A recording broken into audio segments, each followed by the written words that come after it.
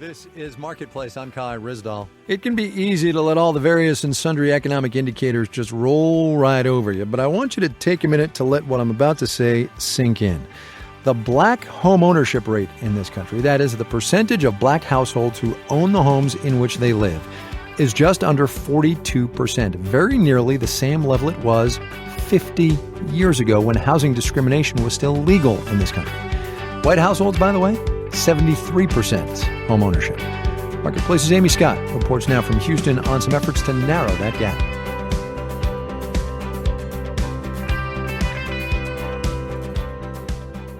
Over the past decade, government spending on colleges and universities in the United States has plummeted. This is a $9 billion a year difference when adjusted for inflation between what states were paying for public higher education 10 years ago and what they're paying now. John Marcus is a higher education editor at the Hechinger Report.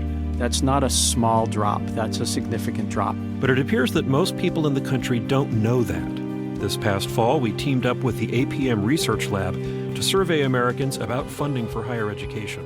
We wanted to know how much people understood about the role of higher education.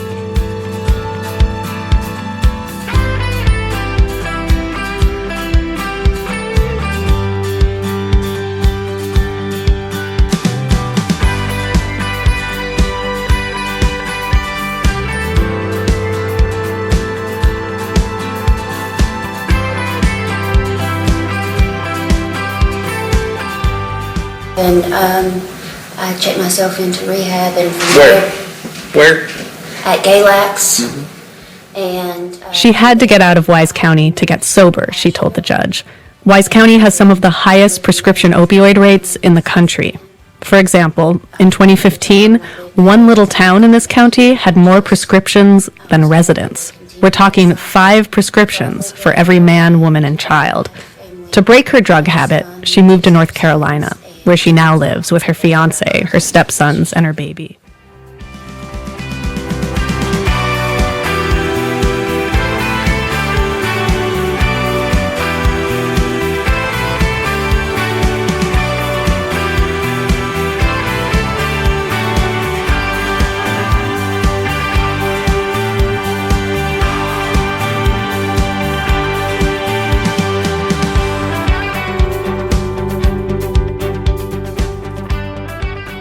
Obviously a much bigger program. Would you give me sort of the top line data on this thing?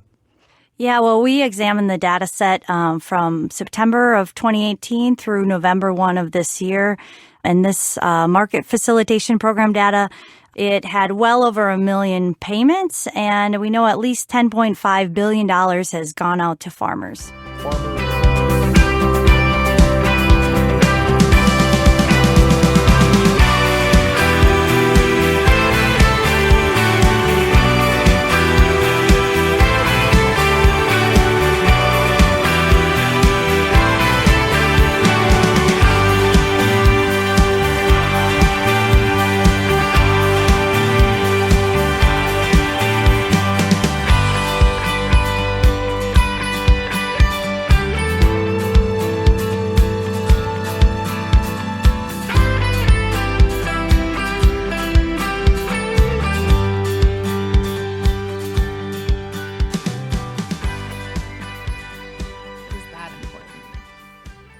Well, this is where I think Roots Beyond Race makes a really powerful statement about the dangers of racial labels. It's a bit of a cautionary tale, I would say. And what I mean by that is that we use these racial labels all the time, and we toss them around rather casually. But what people don't often stop and think about is that these labels comprise very different populations depending upon where you are around the country.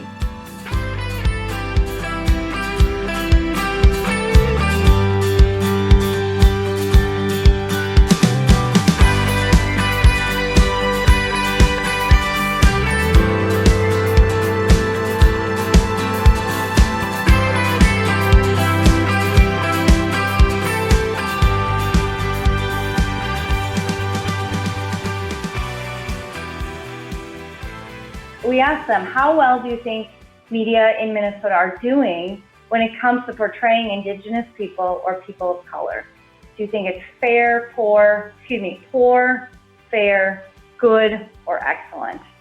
And as you see, 8 out of 10 people who responded said poor or fair. And in fact, 3 out of 10 actually said poor, gave the worst assessment of how media are doing on the whole.